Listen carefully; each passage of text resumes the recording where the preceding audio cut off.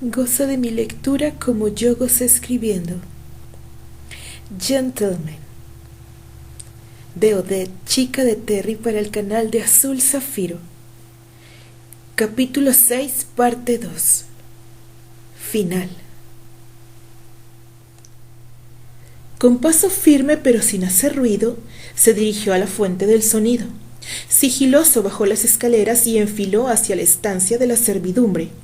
En el fondo, tras franquear una hilera de puertas cerradas, la luz amarilla de la última pieza iluminaba apenas el largo pasillo oscuro. La música era cada vez más nítida.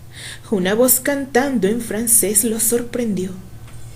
En silencio, Albert atisbó por la puerta entreabierta. Johnson estaba sentado en un sillón con un vaso de licor oscuro en la mano. Tenía la vista fija en el tocadiscos.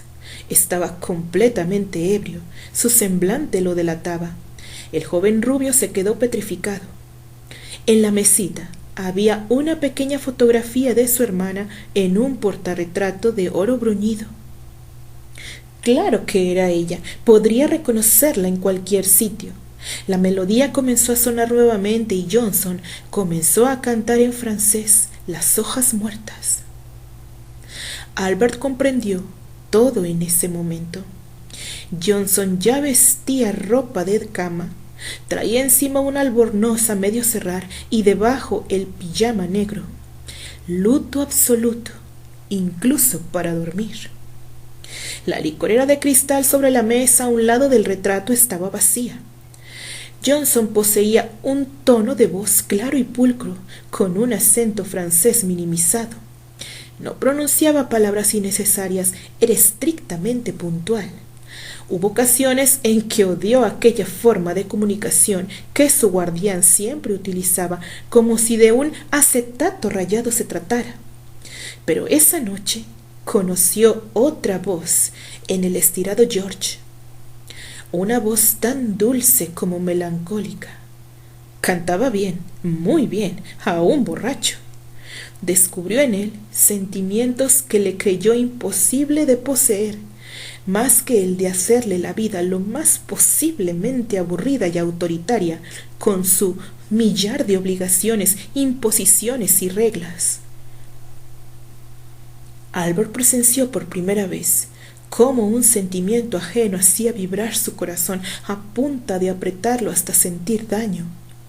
Había visto a los hombres jóvenes enamorados cometer tonterías sensibleras y a otros convertirse en verdaderos patanes por no poder mantener la boca cerrada respecto a la honorabilidad de una dama. Pero esa noche estaba siendo testigo de una especie de amor, más allá de lo que pudiera haberse imaginado nunca. Una clase de amor que no era común en las altas esferas a las que desgraciadamente pertenecía. Había pasado poco más de una década de la muerte de su hermana y George seguía amándola de esa forma indemne. Sin poder verla, sin poder tocarla, sin poder escuchar su voz, él seguía prendado de ella, del amor que obviamente sentía por Rosemary Adley. Su amor era un hecho, no un recuerdo del pasado. Esto que él presenciaba, esa visión de un George cantando canciones de amor tristes, completamente alejado de lo que él era, esta atmósfera pesada electrizando el aire con su melancolía, provocaba estremecer, porque ese sentimiento, sus sentimientos tan poderosos, se te metían en los huesos. Un recuerdo pasado no podría lograr lo que Albert sentía en la piel. Un solo recuerdo no sería capaz de formar un nudo en el pecho y provocar tragar duro. Un pasado superado no era capaz de transmitir tal desconsuelo, tanta vehemencia, tanto amor, que incluso era incómodo estar allí. Esto era algo vivo. Fluía y palpitaba haciéndose presente, que era inútil negarlo. Era como si Rosemary estuviera sentada allí, dentro de la habitación, en total silencio. No sabía cómo explicarlo, pero era algo difícil de asimilar. Involuntariamente dio un paso atrás y la punta de sus botas tocó el filo de la puerta haciendo ruido. Quiso echar a correr. «Sé que estás ahí, Albert», dijo la voz de Johnson viniendo del centro de la habitación. Albert tragó saliva y cerró los ojos. No deseaba ser descubierto, pero ya era tarde. Además, era la primera vez que George le llamaba por su segundo nombre, igual que lo hacía su hermana, pero con un cariñoso diminutivo. Sin pensarlo demasiado, entró en la habitación sin prisas y en silencio. George seguía sentado en el sillón. Las 3:33 de la madrugada. No son horas de trabajo. En la otra mano George sostenía un reloj de bolsillo plateado. Ni siquiera levantó la mirada para encararle. Así que... No lo son. No pude llegar a tiempo a la cita, respondió el rubio atropelladamente. Era obvio a lo que Johnson se refería, aunque estaba en su casa.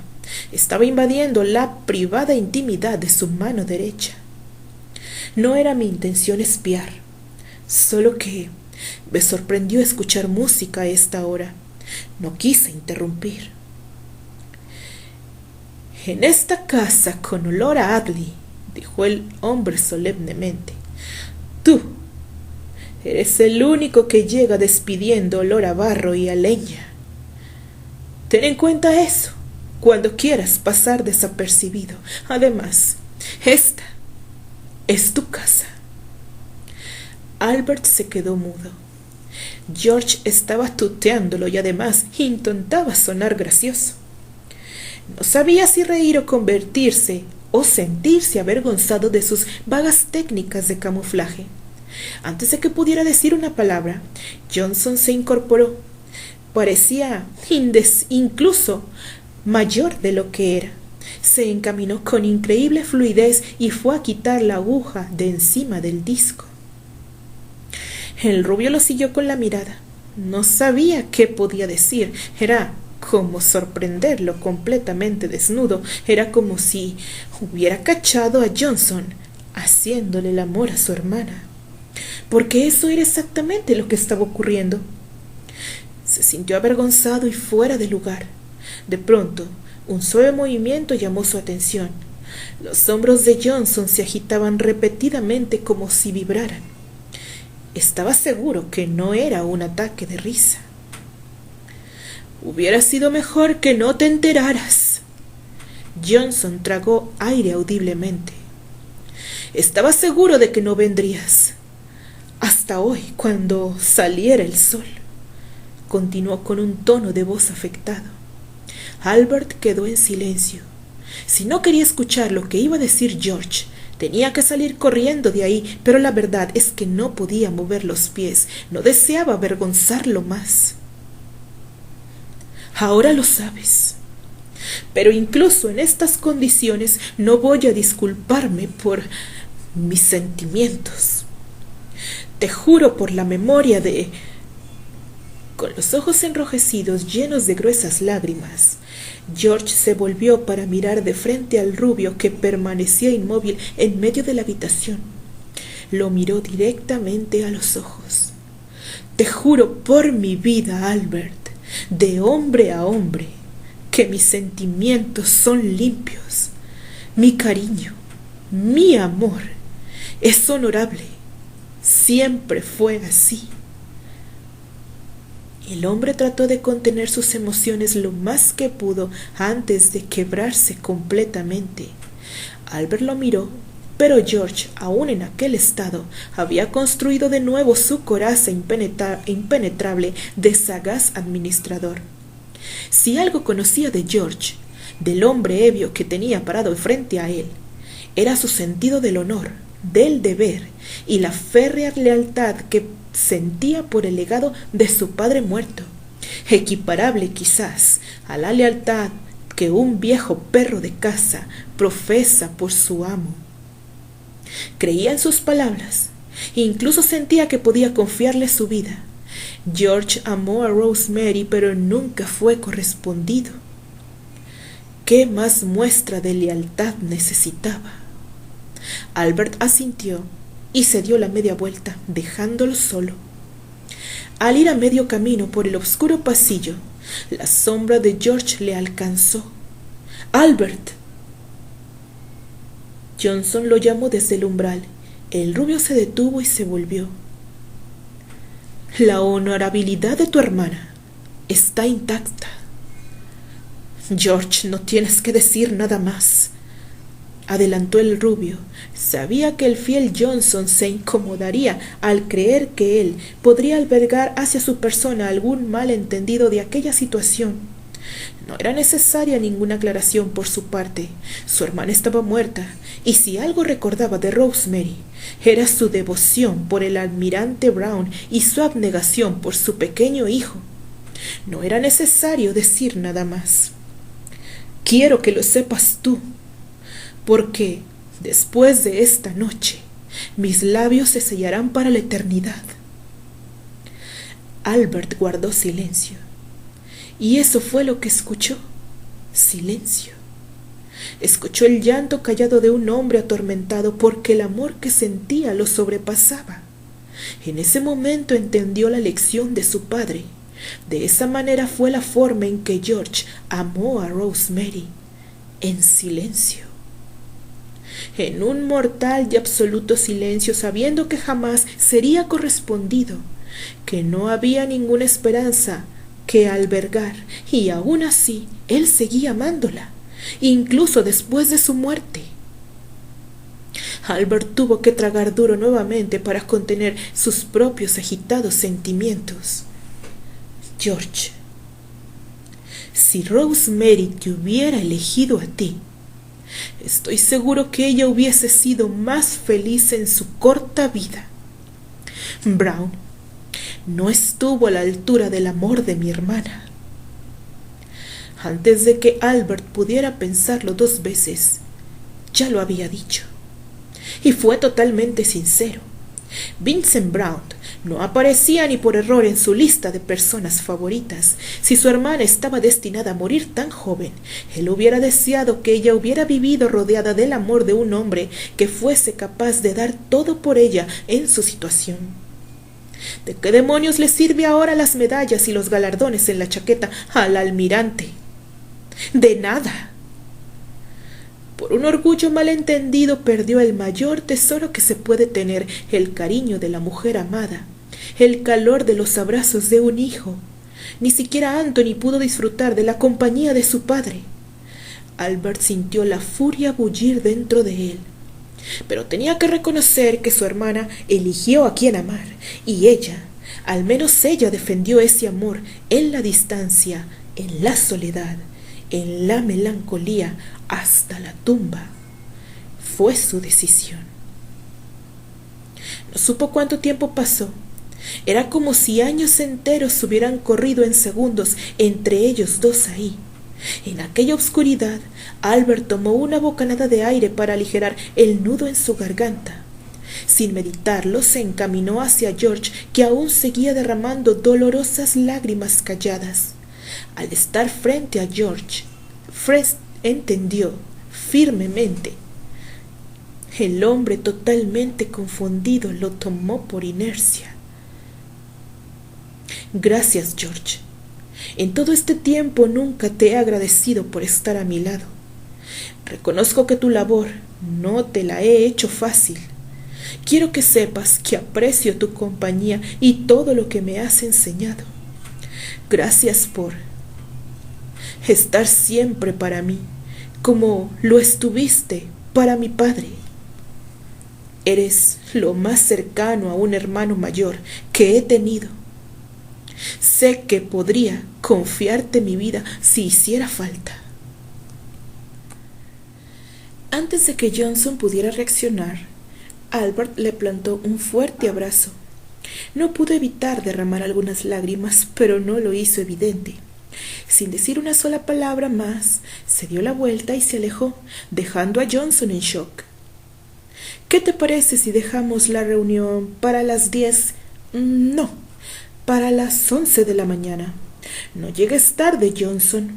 No me gustaría ver que rompes tu récord perfecto, dijo el rubio recuperando su frescura habitual para disimular sus propias emociones.